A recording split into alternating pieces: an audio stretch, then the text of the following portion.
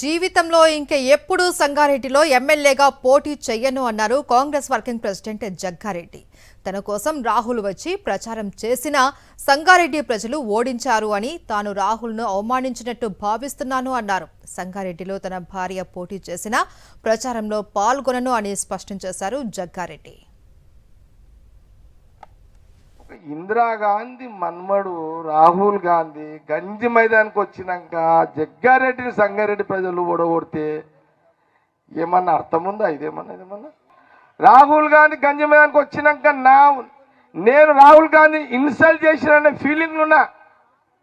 అందుకే ఇక సంగారెడ్డిల జీవితంలో ఎమ్మెల్యేగా పోటీ చేయొద్దని డిసైడ్ చేసుకున్నా.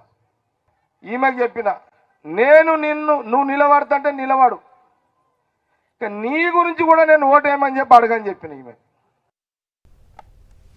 ఇందిరాగాంధీ మన్మడు రాహుల్ గాంధీ గంజి మైదానికి వచ్చినాక జగ్గారెడ్డిని సంగారెడ్డి ప్రజలు ఓడగొడితే ఏమన్నా అర్థం ఉందా? ఇదేమన్నా రాహుల్ గాంధీ గంజి మైదానికి వచ్చినాక నేను రాహుల్ గాంధీ ఇన్సల్ట్ చేసిన ఫీలింగ్లు ఉన్నా.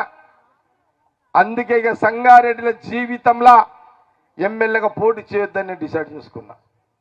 ఈమెకు చెప్పిన నువ్వు నిలబడతంటే నిలబడు, నీ గురించి కూడా నేను ఓటేయమని చెప్పి అడగని చెప్పిన. ఈమె